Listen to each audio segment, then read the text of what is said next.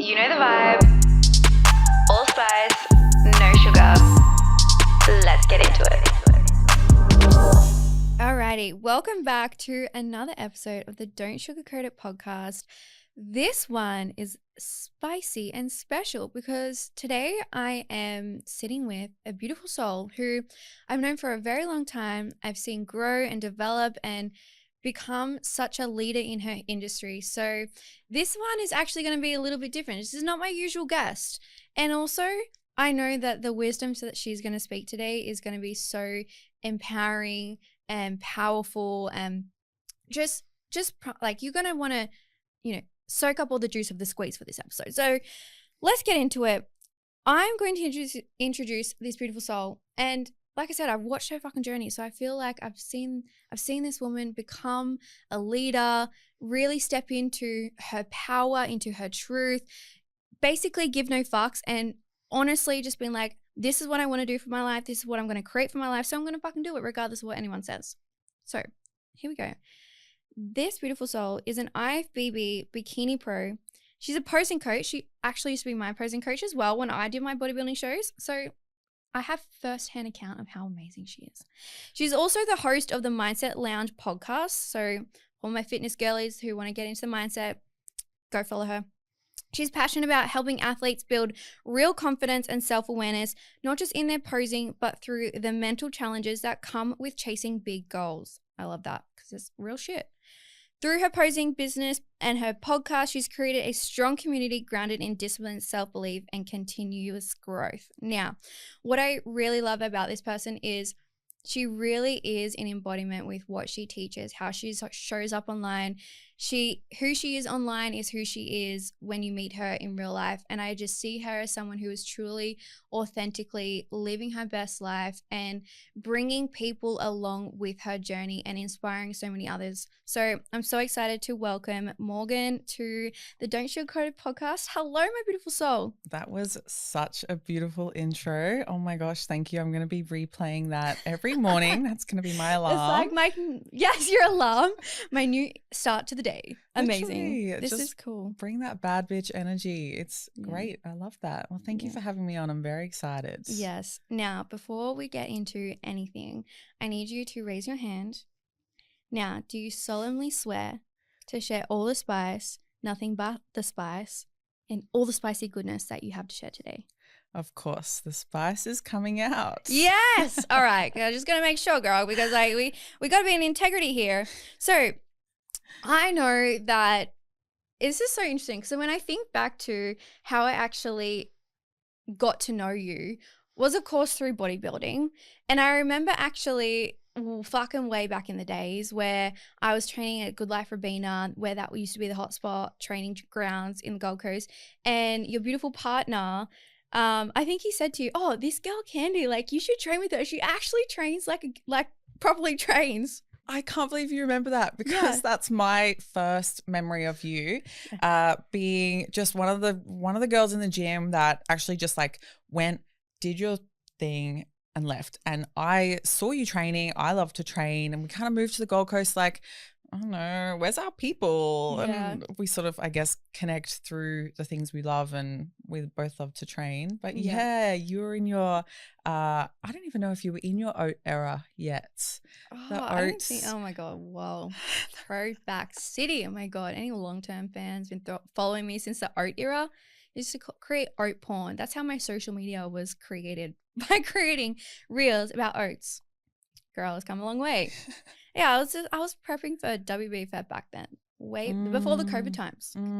It was right amongst it all. It would have been, and your show probably got cancelled. Yeah, it got canned. Yeah. Gosh, wow. And now here you are as like both you and your partner are IFBB pros, and just truly such embodied and incredible leaders in the industry. Like when I think of who actually really is showing up in all facets of themselves and truly just honoring their growth, I think of you and Cal. And I think that's just so beautiful and something that I really love about the both of you, and of you, of course, as well, is just the fact that you're not trying to be anyone else but you. Well, thank you. I think when I first started in the industry, I was looking for those kind of people, and there was a few and I loved them and I idolized them. And I think about now, who do I want to be for the people that I was when I first started? What was I looking for? And it's nice to know that you also see that. It's funny as well, just on Cal, he still does that. He will just like meet a girl in the gym and be like, you and Morgan will be good friends. I'm going to like put this together. And he'd be like, so I met this girl in the gym and like, she's really cool and you guys need to be friends. Okay, thanks for making my friends for me, babe. Yeah, literally like a matchmaker. It's just so funny, but. Wow, that's so cool. So throughout your journey of, getting into training, becoming a pro and creating a life on your terms, what do you think has been like the key pivotal things that has led you to even create that for yourself? I think when I was younger, before I got into the fitness industry, I always knew that there was something more. I always knew that I was going to have a life that I controlled and that was going to be extraordinary. I kind of just had that in my guts. I didn't know what it was going to be. And for a long time, I just tried things until I figured it out.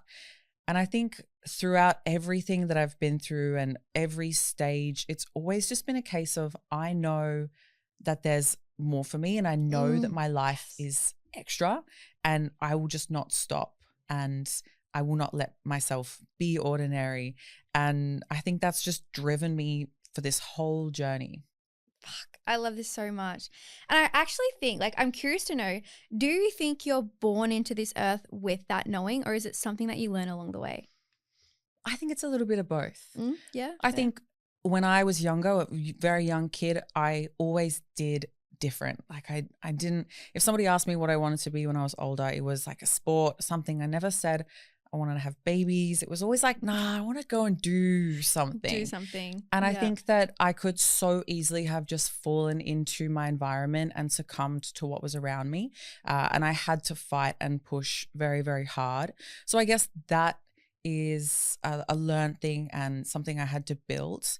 And it's still something that I have to work on. I think that if you let yourself just, I guess, succumb to your environment, succumb to your negative thoughts, you can so easily not have an extraordinary life. So I think it's planted in you, but you have to act on it. You have to activate it. Yeah. I think this is so cool. Like, even though like our industries are quite different, there's still that key piece, right? Of like, when you said, I knew that there was something bigger for me. I knew that I was like destined for more, to live an extraordinary life. I'm like, I feel that in my core, because ever since I was a little girl, I just have like memories of just having these thoughts of, I'm going to be the first millionaire of my family. I'm going to be on stages. And even though that just sounded delusional, I just knew it. It was just this undenying truth within myself that I didn't know what it really meant, but I just knew that I was going to live a different life to everyone else. And especially for me growing up in the country. And I just think it's so funny when I look at myself now, what I'm doing, everything that I'm creating for my business, for my legacy, for the impact, for the influence that I'm leading.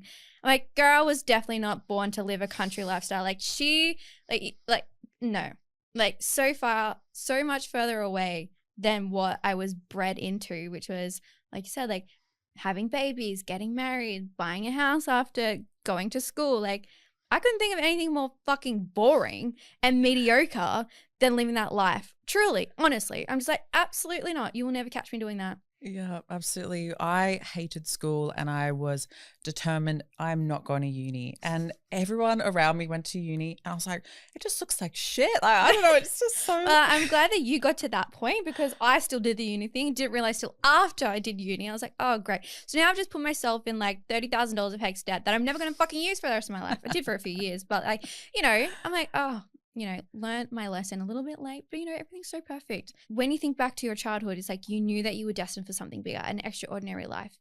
And at what point in your life did you actually act on it?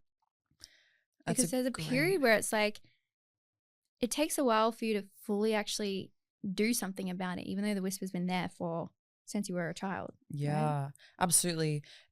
I think as well, when you know that you are destined for more, the normal and the life that you're living right in the moment before you kind of make that breakthrough, it's quite painful.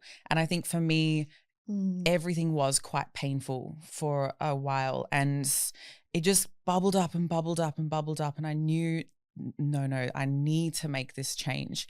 For me, I had a few quite big pivotal moments when I was sort of younger. When I was about 19, my best friend tragically died, and it was a real big wake-up call for me. Life is short. You need to go and chase your dreams because you don't know when your last day is going to be. So I had a really big kind of pivotal moment, but from then it wasn't just a light bulb. Like I didn't just automatically become this disciplined, self-aware person. I grappled with trying to figure it out, falling back, trying again, falling back. But I think from that moment, I just knew I'm going to figure it out. And I think maybe if that tragedy didn't happen, it would have been a much slower burn. I didn't have that burning desire inside me, like, you need to do this, you need to. But I think as I grew and I kind of figured myself out more and more, it was definitely not just a light bulb, especially when I came into the fitness industry. I didn't have this, like, this is my place. I still battled with a bit of FOMO of my quote unquote like old life. So it was definitely a slow burn that I had to continue working on for a long time. Right. So let's go to like your journey in the fitness industry. So, you just said when you came into the fitness industry, you didn't have that like, oh, this is my thing moment. I'm curious to know, has like when that actually happened and you realized, oh, actually this is my zone. This is where I belong. Yeah, I think when I first got into it, I felt like, yes, I found my people. I've found something I love. I'm really enjoying chasing goals, which I hadn't really figured out that I liked doing before. And it was probably my first experience with bodybuilding, watching Callum's show. And I saw the girls. Were you into like fitness before you met Callum? It was so as a kid, I was very sporty. And then I had a few years of just traveling, not training, like not doing anything. And I randomly got very much just like destiny. I got a random call after a bunch of travel from a guy from a gym saying, hey, you applied for a job 3 years ago.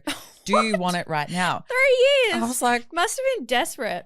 Literally, it was so random. It was good life. Yeah. And true. So I must have applied when I was like 17 or 18 or something. And then I went and did a lot of travel, did a lot of things. And then, I was like, oh, well, kind of got really nothing going on with my life right now, so I'll take the job. And so I started training again, and then I met Callum, and then I kind of met a good group of friends, and I was like, oh, I love training. This is cool. And then I sort of started seeing Callum, and then he did his first show, and I watched the girls on stage, and I saw the bodies and the bikinis, and I was like, I need to do that. I am going to step on stage. Yeah. And so from that moment was very much like, this is what I want to do. But as you know, bodybuilding is not easy. It's a very tough game, physically and mentally.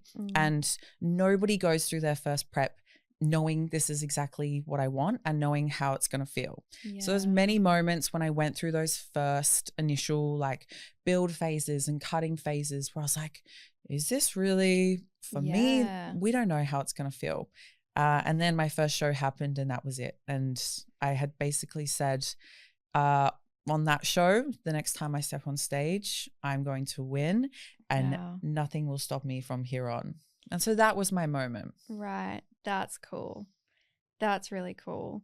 And I remember like watching like your journey, even like the moment that you stepped on stage, you showed up like a winner and you showed up like you deserve to be a pro. And whilst in that first show that your physique may not have been a pro physique, you still walked and gracefully showed up being like, I fucking belong here, and watch me create this into being my lifestyle. And it's like from that moment on, everyone was like, oh, Morgan's going to be pro. It's like, and I'm wondering like, because it was a very, like in the industry was like, okay, Morgan's going to go pro. Like everyone could feel that. And I'm wondering if there was any points where you felt the pressure of that feeling or that knowing that everyone was like rooting for you to get the pro card. Definitely there was a lot of pressure, and I used that pressure in my first show, people figuring out who I was. And I used that pressure to kind of fuel me and like, I'm going to prove to everyone that I deserve to be a pro. And the second season, when I was going for the pro card, everyone was talking about it. The pressure didn't come from a negative place. It was very much like, I want to embody what everyone thinks that I am. And so the first show, the pressure was quite negative. I need to prove something. The second show was very much like, okay, I'm stepping into that. Everyone believes in me, and I especially believe in myself. That's one thing that has taken me through. I think why people think that is because I embody it so deeply to my core. Yeah. Yeah, you really do. You show up in every aspect of like, I'm showing up as a pro because in order for me to become a pro, I need to embody her first. So, and I love this because like this is everything that I teach my clients is whatever you want to create for yourself and whatever lifestyle that you want to have, whatever success that you want to have, you have to show up as her before it's happened. And I think this is all about manifestation and actually creating the life that you want from the inside, so then it is reflected on the outside. And I know that you watch and listen to Dr. Joe, like you read his books and you're a big fan. I'm like, yes, because I love him. He's the OG. And when it comes to like the power of the mind and manifesting all of that stuff, and I'm curious to know like what role that played in your journey as well, like actually tapping into like the power of the mind and realizing that anything that you want to create, you have to create it inside first before you actually experience it on the outside. Absolutely. I love Joe Dispenza, and my last prep where I did win the pro card, I experienced nothing like it in my life before, where I felt so strongly that this was my moment. This was everything that was meant to happen. And I absolutely love the thought of, I guess it's not so much like faking it till you make it. I was just thinking about this in the car. Like fake it till you make it is, I guess that makes sense. But like, I think that if you're faking it, you're not really fake. You are it. Like, if you, I like that. Like I think about somebody trying to be a pro athlete or whatever. If you're unmotivated to go to the gym and you go to the gym, you're not unmotivated. You've gone. So you're motivated. It's like you're disciplined. You've literally done it. So I think regardless of like how you feel, is if you're getting this stuff done, you're kind of showing up as that person anyway. But back to Joe Dispenza. Yeah, I think in my last prep, I had this desire to step into that person and feel that person before it actually happened. And it's really interesting because when I did win my pro card, everybody was asking me, how does it feel? Like, how do you feel? And my response was always the same. I kind of already felt like I got it. So it didn't really feel like, exciting. Yeah, I've been priming myself for this. So this is just normal. Yeah. This is just normal. Yeah. I wrote in my journal, I have a line a day journal that I do every night. And I wrote the night before, see you when I'm a pro. And so I got goosebumps. Yeah. That is cool. I spoke to myself the morning of the show and I said, you know that this is yours because you are worthy. You have stepped into that person. And I don't think there would have been any other outcome. I think it was so truly in alignment for me. And to be fair, if I didn't win and I didn't have that pro-worthy physique, I had brought that mentality so that I felt like a pro and I just knew that it would come anyway. But for me, it's not so much about the outcome at the end of the day. Like stepping into that person made me realize that like I am a really, really strong person, really disciplined. And that's carried on into everything else I do. That is so cool. Are these like things that you like teach your clients as well? Absolutely. Absolutely. Your language that you use is so powerful. The more you say, I can't do this, I should be doing it this way, I wish things were like this, all you're doing is putting blocks up. Yeah. As soon as you can open your mind to I am, or I can learn, or I'm capable, you just open it up, especially with posing. It's so common for girls to come in and say, you're gonna have your work cut out for you. I'm awkward. And I'm like, okay, well, you've just Oh, literally, so you've just put interesting. that block up. Yeah. Like, we're not getting anywhere. I can teach you every single skill, every step, everything. Yeah. Until that block is gone, we're not making any progress. Yeah. This is cool. It's something that like I work with my clients as well. It's like everything that you want to create is actually just a skill acquisitions process. And if you're going to say that, oh, I'm not a creative person, or I'm not good in front of the camera, or I'm just not that confident, outspoken person, or I'm not like, people aren't going to want to work with me or, invest in me. I'm like, same process, right? It's like, okay, as you continue to choose that, you're going to create that and have that be mirrored back to you. So the way I like create or teach my clients is teaching them that everything that they're seeing and witnessing in their external reality is just a mirror. So if you were to put mirrors all up in front of you, whatever you're seeing back to you is actually what's just going on inside. The moment that you clear that up inside of you, you're going to see the mirror reflected back to you of what that is inside of you. So if you're thinking, I'm not confident in front of the camera, cool, clear that up. Let's actually shift that belief so you can see that you are confident in front of the camera, and you'll have that mirrored back to you.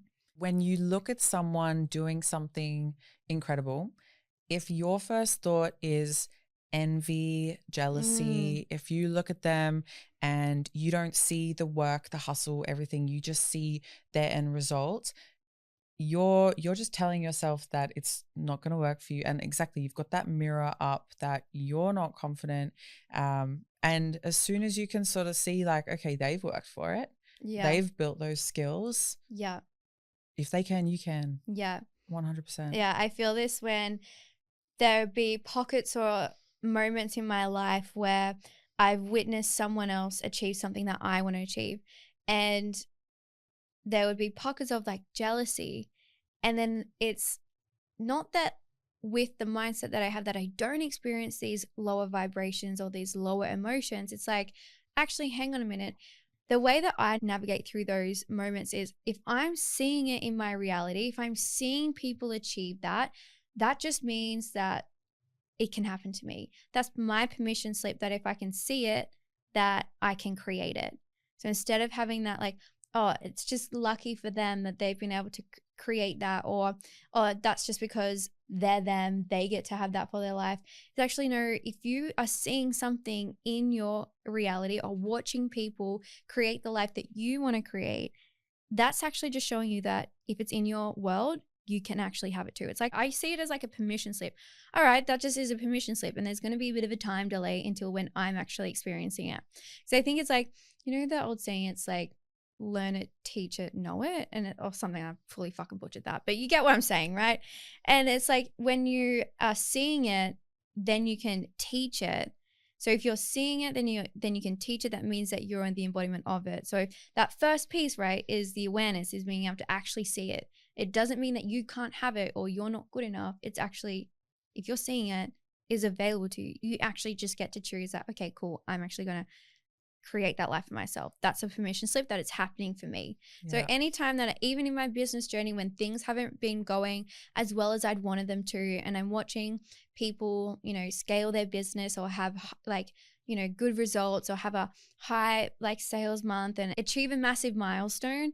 And there's part of me that's like, oh, fuck, like, the reason why you're experiencing jealousy, I truly believe, is because there is a version of you in the future who has it and you're not there yet, but you know that you can be. So it's like this kind of time delay thing where you're like, I know that's coming for me, but right now I don't have it. And it kind of is annoying that I don't have it right now because I know that I will have it in the future. And it's just releasing that.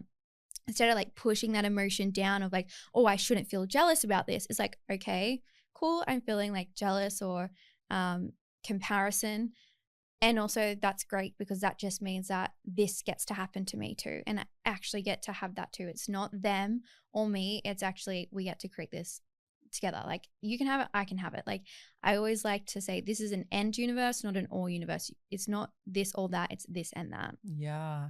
And I would even go as far to say, instead of like you seeing people and okay, that's your permission slip, even you thinking it and just feeling it, like if you just have that little inkling in your mind, you could do something or you deserve more, that's your permission slip. Like it wouldn't be planted in your mind if you weren't able to do it.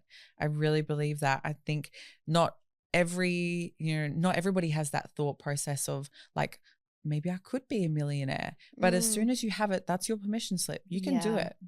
It's in you now. What's the one lie you think everyone is buying into in your industry and that's keeping people stuck? That hustling harder gets you more results. I think especially in the bodybuilding industry, in entrepreneurship, working harder is not always going to get you more results. Sometimes you need to work smarter and work in alignment with you. If you're feeling these blocks, if you're not getting somewhere, but all you do is keep pushing, you're not just going to end up breaking down the wall one day. You're just going to keep pushing. Yeah. It's just I've seen for myself, especially like the more I worked, the more I was kind of feeling like I wasn't getting any progress. Yeah. As soon as I took a step back and went on like a slightly different path, I was so much more aligned and I saw so much more progress. Cool. Do you have like a specific example for that? So I have battled with like hormonal issues for quite a while. Going through lots of preps, it's not good on your hormones. And I was so afraid of taking time off because I felt like I had to keep making progress. And so I would look at an off season. I would say, okay, I can't take any time off in this off season. I need to grow as much as possible. And say, for example, I'd grow, for numbers' sake, like a kilo or whatever. I pushed, made myself so unhappy. My body was so unhappy. I probably grew, a kilo. If I had actually just taken a couple of months step back, healed my hormones, healed myself, I would have made double the progress with half the stress and in probably half the time. So it's not always about just kicking down the walls. It's about taking a step back and knowing what you need and finding the right path, not for anybody else, not what anybody else thinks you should be doing, what you think you should be doing. Mine always comes back to having to prove that I am like this perfect bodybuilder to everybody else. And so I had to show up consistently, but only ended up biting me in the butt more. Yeah. And that's something that I was going to ask. Like, have you ever gotten exhausted of showing up as a perfect bodybuilder? Because from the outside looking in, it looks like you've got it all together all the fucking time. Like even the way you've responded after shows and the way that you've been able to just hold yourself consistently. Like, have you ever gotten like so exhausted of like, or have you ever felt like you're putting up a facade and actually on the inside you feel like you're maybe drowning or like feeling burnt out or exhausted? Yeah, absolutely. I think it goes in ebbs and flows. One thing about me that sticks with everything is that I just keep showing up. So no matter what, I will not quit. And that's something that has been with me for a long time. Through all my ups and downs, I know that I will forever keep showing up. So I've always had this thought process of just keep moving forward, keep putting one foot in front of the other. So despite things maybe going on in the background, feeling a little bit chaotic, I still will keep showing up. And that shows on my Instagram because I do just keep showing up on social media. I've definitely gone through phases of feeling a bit fake, like I am not showing all the sides of me. And I had, I guess like fear of being seen as more than just a bodybuilder. And over the last 6 months, I've kind of discovered that people kind of like that anyway. Seeing more sides of me, it's more relatable, and I think it's been really freeing. Not so much that I ever felt like I was in a cage, but now I just feel so much more free. Cool. What do you think you had to overcome in that moment where you're like, I feel like I have to show up a certain way? what is the key piece that you had to overcome to then allow yourself to show all areas of your life? I had to overcome tying my self-worth with my identity as just a bodybuilder. I felt like I was only as successful as I was because I was an IFBB pro and I was this like hardworking bodybuilder. I felt like, I actually remember saying to Callum, because there was a time at the start of the year where I thought, okay, I can't compete this year. What if I never compete ever again?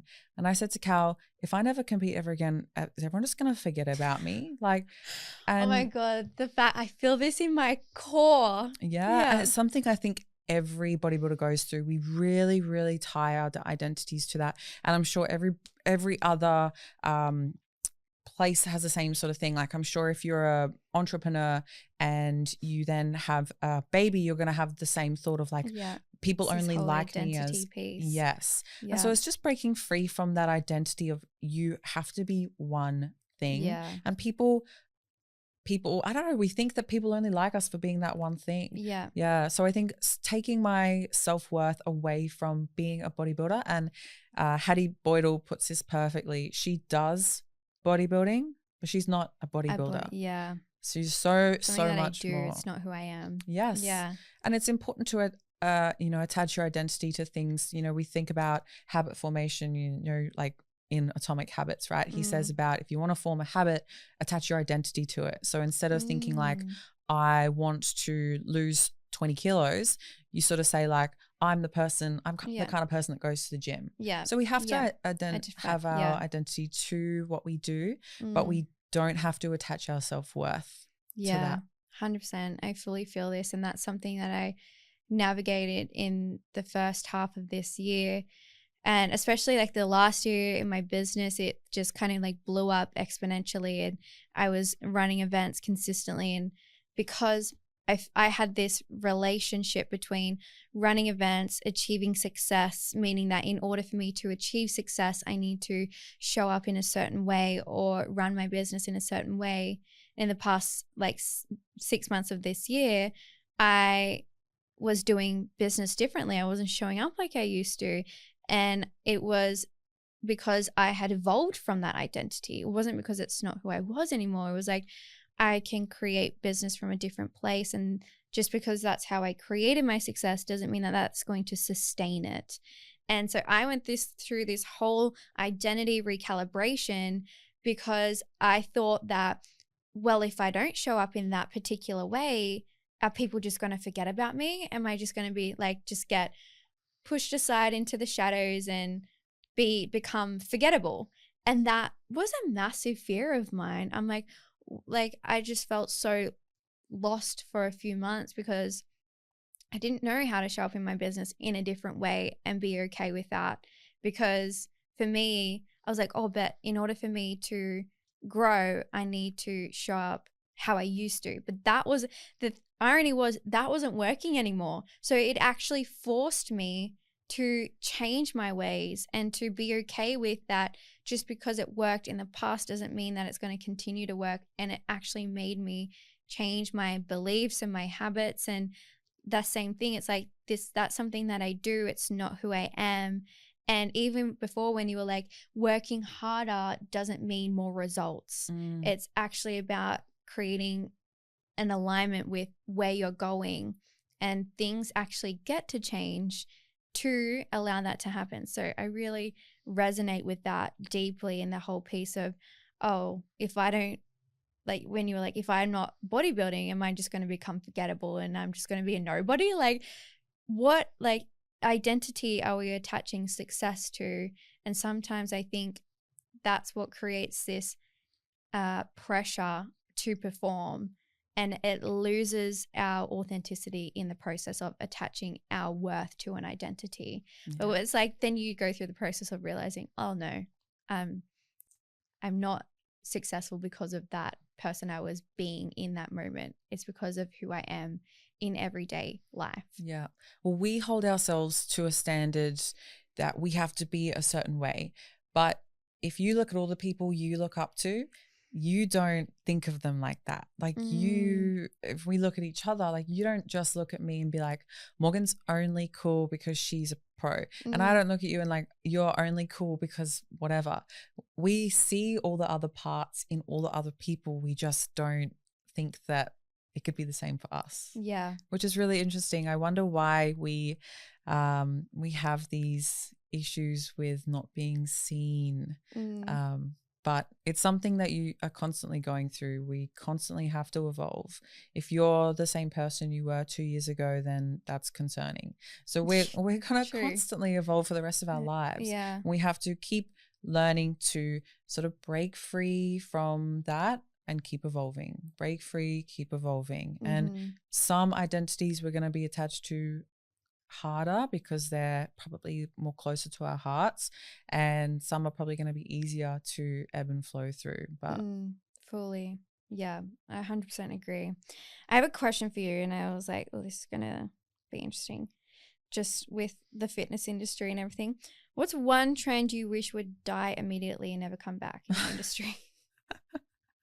So dramatic. Oh my gosh, die and never come back. Oh, I'm grateful that this trend has died already. Okay. Thank God. But the awful fitting shit food into your macros in like the most macro hack foods possible. It's died and I hope it never comes back, and I really hope, because the jelly light, like the low calorie jelly, those things. Just gonna fuck your stomach up. So bad. We were so obsessed a few years ago with making every single meal the lowest calories possible, as low calorie and as voluminous, and to the expense of our gut health, to our like, oh, it's just so bad. That's one thing that I really have evolved from myself. Like I love just all kinds of foods now. And when I first started in the industry, I just, I came away. I wasn't allowed, like I told myself I wasn't allowed to eat chocolate. Had to be, if I wanted dessert, it was like air frying a protein bar or some shit like that. Like we used to do that crazy stuff. We probably thought we were so evolved because we're eating carbs. It's like when you go through the evolution, and when I think about and when I look at say for example, like my mum's generation, like they don't eat carbs because carbs is bad for you. And it's like, felt like I was so entitled and evolved because I'm like, no, you can eat carbs. Like it's all about protein, and here's all these no sugar things that you can do. And now it's like, and now you look back in those moments and be like, oh God, I'm sure whatever we're doing right now, we're probably going to look back in 5 years and be like, what the fuck? Yeah, probably. Oh, so good. I'm curious to know if you have anything, because it's so interesting, because I feel like whenever I speak to you and think of you, I'm like, you're just so humble and just real and authentic. So, but anyway, I'm gonna ask a question anyway. What do you think most people are faking online right now, and how can we actually tell the difference? So at the start of the year, I had some pretty chaotic stuff going on, and it was all in the background. Like it was personal issues, and it was things I didn't want to talk about, and I couldn't really talk about. I kept showing up, and I kept having these battles of I've had a really bad day, but then I'm posting, and it felt weird. And all of a sudden, just lately, I just started posting a little bit more, and I posted a little bit about my skin issues and the hormone issues, and it's felt freeing. And I think a lot of people are trying to, I guess, have this perfect face and show that there are no flaws. And that's one thing that I think we all have. We all have things going on in the background, and we don't have to speak about them and air our dirty laundry out on social media. But I think if we could all just show a little bit more that it's not shameful to have bad days. It's not shameful to have bad skin. It's not shameful to feel sad. We could all then feel less shame, and it would be a little bit more an open space. I think by me sharing, it will give permission for somebody else to share, and then permission for somebody else to share. And I think that's how we can fix it, by all just nudging ourselves forward a little bit. And I love that permission slip piece. And also I've seen this with my journey as well of actually speaking what I'm navigating through. And I feel like, you know, I've known people who were like, oh, but I have to show up in this particular way. Again, just like attaching their identity and their self-worth to the identity that they're showing up as. Or I'm not going to talk about this until I'm past it. So then I can talk about it in hindsight. And I'm like, but for what purpose does that serve you? Because I feel like the more that we're real and then we fully share, you know, that's with your own discernment. And there's pieces in your life that if you don't want to share it, great, amazing. You don't have to share it. And it's also like just opening up and like kind of lifting the veil of the illusion of what people paint online too. And I think too, that piece of like, great, so you don't have to have already gone through it to share it. And I think what creates deeper connection in your audience, and like you've built like quite a substantial social media presence over the last few years in your journey. And it's also like you sharing your journey is the reason why you grew your social media to where it is today, literally by people jumping on the bandwagon or jumping on the train that you're on the journey that you're on.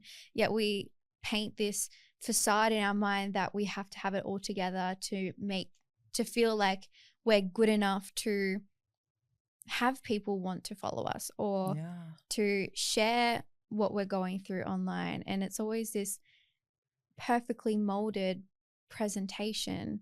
Yet that's not the thing that people create resonance through. It's the truth, it's the honesty, it's the vulnerability, it's the transparency, it's the authenticity that people connect deeper to, that will actually have people be like, I like you for you, regardless of if you don't compete again or you do. I'm following you because I love how you show up and I love the values that you present online. I think that's a beautiful permission slip for just like anyone listening as well, like that it's not about having it all put together. That actually, I think nowadays too, with social media, people can see through that. People can see through the perfect mirror. And they can see deeply into the authenticity of it. So it's not about painting the perfect picture anymore. It's just bringing people along the journey and the ride. And they like you, they're going to come with you. And if they don't, they're going to jump on someone else's train. I always think about a movie. If you saw a movie where it went all perfectly the whole time, the main character was just like vibing, it would be like not a good movie. You'd be like, that was fucking boring. Whereas like we connect with those ups and those downs. Journey. Oh, like the hero's journey, right? Yeah, 100%. And so we connect with that, you know, a picture perfect life. If somebody saw me and they saw, okay, she's a pro athlete, she was like athlete child, and then she just like got into the gym and she loved it, and then she won her first show and then she won her pro card, people be like, fuck, like she's had it easy, like she's not gonna have any wisdom, you won't have any wisdom to share. And so these ups and these downs, like they actually create who we are. And that's why people care. I just always think of the movie analogy, like would I be bored with my movie that people saw on Instagram? Baby. I love that. And do you think that people expect it to be easy? I think people expect it to be easier in their mind. I think people don't understand the intensity that you have to bring in your mindset into a bodybuilding comp, into entrepreneurship. Like you must be willing to go through hell and back in your head to be able to get to where we've got to. Physically, bodybuilding is tough. You're tired, you're hungry, whatever. But I think we kind of know that's going to come, right? What goes through in your mind and the way you show up, that's harder. And that's 100%. What really deems who is a good athlete. That's who deems who's a good entrepreneur and who's a good businesswoman, are the people that can silence the noise and keep showing up. Yeah, fully. It's not easy. What do you see as like the future of Morgan as a human, not a bodybuilder, not as a posing coach or businesswoman? Like, what is the future of Morgan? I love that question because I actually don't even think about that, which is kind of nice. The future of me is going to be consistently working hard. I know that whatever I do and whatever avenue my life takes me down, I will show up in the same way that I've always shown up, with intensity, intention, energy, passion, purpose. Those things are going to stay with me forever. I really see myself stepping into leadership. I think at the start of the year I had my posing workshop, and it was quite a pivotal moment because I realized, like, oh, I can speak in front of people. I like to speak in front of people. I have something to say, and it really made me realize, like, I like being like a leader. So whatever comes next is going to be full of community and leadership for me. I think I'm really pushing my podcasts and I'm loving doing the podcast. Yeah. They're so fun. It's so good. Yeah. But I don't even know what's next. And that really excites me, to be honest, because I can see all of the attributes that have got me to where I am are going to just keep taking me further and further and further. Yeah. Which is exciting. I'm curious to know because, like, for me, being a hard worker, like, I thrive when there's something ahead of me. So whenever I was doing my bodybuilding comps, I was like piece of piss. I can commit to this because I know that I have to do this every single day in order for me to get to the stage. And then same with, like, when I'm running events for my business and I'm running, like, touring Australia, I'm like, great, I've got something ahead of me. Like, I can show up every single day because I know I'm moving the needle towards that end result.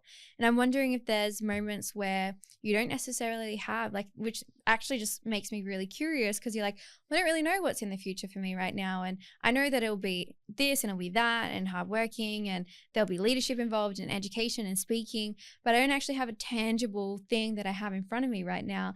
And I'm wondering, like, do you struggle with that? Because I know that I kind of feel like I'm, like, just floating around in the wind when I don't have something in front of me. And I know that's not always healthy. And it's definitely a high achiever and a hard worker archetype of being like, I'm good when I've got something ahead of me, but when I don't, I'm like, what is the point of my life right now?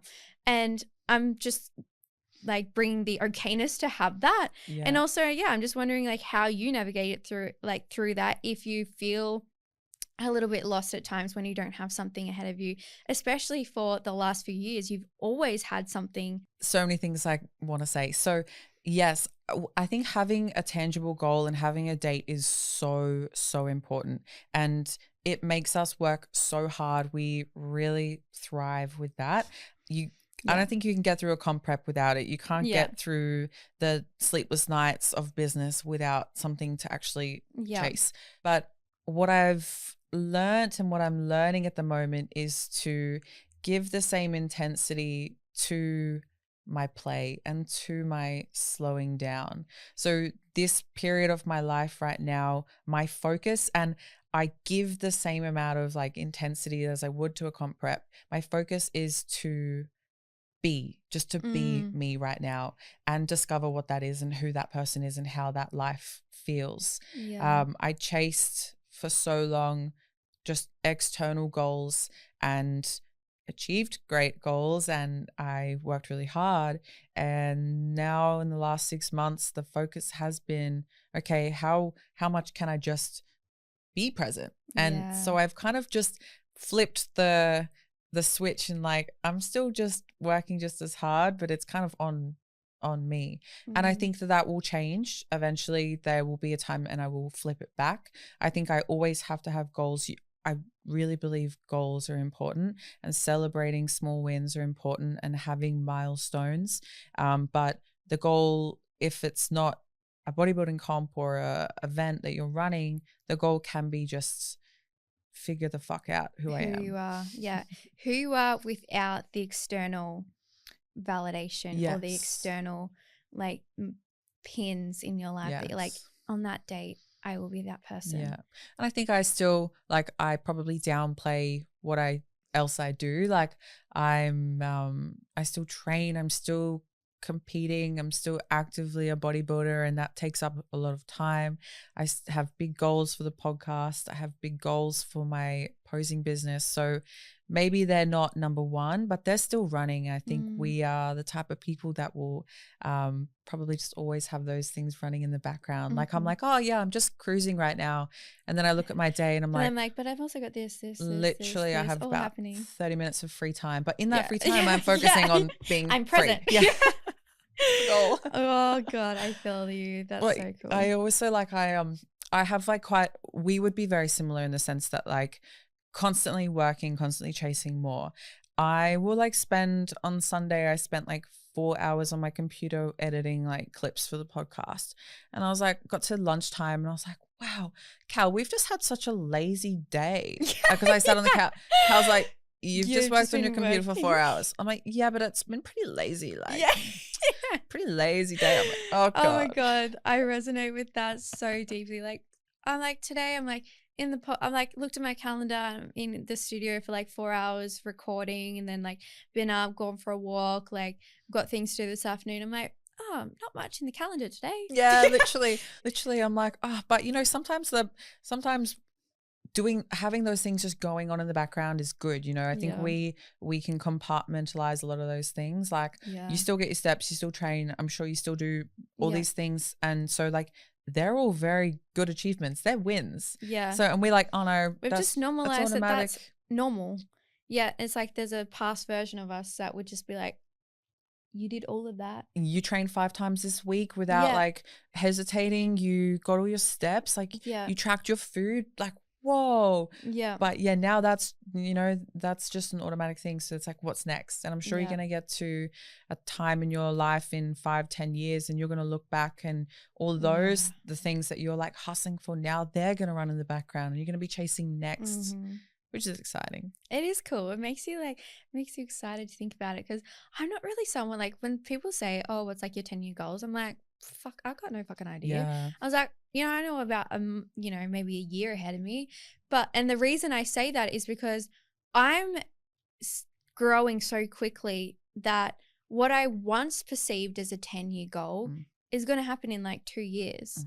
So for me, I'm like, so much changes so quickly. And I think that when we do the 10-year goal or the 5-year goal thing, I actually just see that as like playing small and putting off your achievements and just waiting for 10 years time to actually go and do something. I'm like, you know what you want to achieve in 10 years, you could quite literally do that in 1 to 2 years if you really committed to it. Yeah. So I don't buy into like the 10-year goal, but like it makes me excited because I'm like, fuck, if I've done so much in just 1 to 2 years, what is 10 years going to look like? Exactly. Yeah. I get excited to know that I'll just keep applying what I'm applying now, and whatever's going to happen is going to happen. Yeah. Also, life just throws you curveballs. Oof. Like, just like we were talking about before this episode. Yeah. Does it throw you curveballs? Yeah.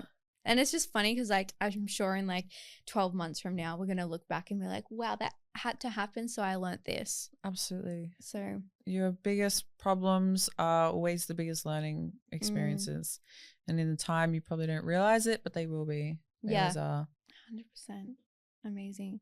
So let's wrap up this potty with one final question. I would love to know if you had to call out one mindset or message harming women specifically in the space, what would it be?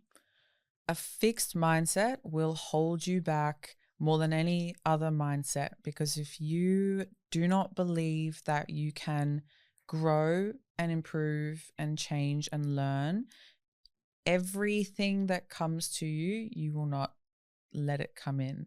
You will not accept lessons. You will not learn from things. You will not learn from problems that come up. You will not even like seek to try to learn from them. So having a fixed mindset will hold you back more than anything. I really, really believe. And as soon as you can open your mind and have a growth mindset, a mindset where you have the belief that you can learn, evolve, grow through skill acquisition by practicing, trying hard, then the whole world is your literal oyster, because you can learn anything, you can evolve into anything, you can try anything. If you believe that you can't grow, you're stuck in the way you are, you're not capable of being confident or a good poser or a good speaker, everything that comes to you, you will block off. Even if you have the greatest teacher, you have someone like you telling you that you can do it, I can teach you. If in your mind you're like, no, I'm just shy and I'm always going to be this way, you'll never grow. Yeah. It just makes me think of like the famous Henry Ford quote, whether you think you can or you think you can't, you're right. 100%. I never used to understand that. And then I understood it and I was like, wow, it's so simple. It blows your mind when you don't. Yeah. And when you don't understand it, you don't understand it. Yeah. You literally have to like have that moment where you go like, that makes sense. And I feel like as soon as you do understand that quote, your life opens up to you and everything changes. And I'm sure we've all had the moment where it kind of starts to, okay, makes sense now. What does this mean for me? Yeah. Like, okay. Yeah. It's kind of that weird thing once you do become like fully like consciously aware of how your internal behavior dictates your external reality, that where you're like, when something bad or that you didn't want is happening to you, like, okay, what is this for? Like, it's like you have the awareness. Sometimes I'm like, life would be so much easier if I wasn't so fucking woke. Could just go through life black and white, wouldn't have to worry about it. But whenever I think about that and I'm like, ew, that's boring. Yeah. What is it, like ignorance is bliss, right? Yeah. Like you sort of think like all these people that are just living these mediocre lives, they don't even realize there's anything more for them. Like, don't you realize there's a whole world out there? And I would rather always have the struggle 100%. And the pain of hustle than the pain of staying the same, hustling for someone else. Yeah, I agree. 100%. Amazing. Well, thank you so much, Morgan. I have loved this podcast. And for anyone who is listening and wants to follow you or find you on social media, where can they find you? They can follow me on Instagram at Morgan Eldrett, and the podcast is Mindset Lounge with Morgan, and that talks about athlete mindset, but just mindset as a whole. We dive into discipline, devotion, how to just be your best. Cool. So yeah, thank you for having me. Thank you so much. All right, beautiful souls. I'll see you on the next episode. And remember, all the spice, no sugar. Bye. Bye.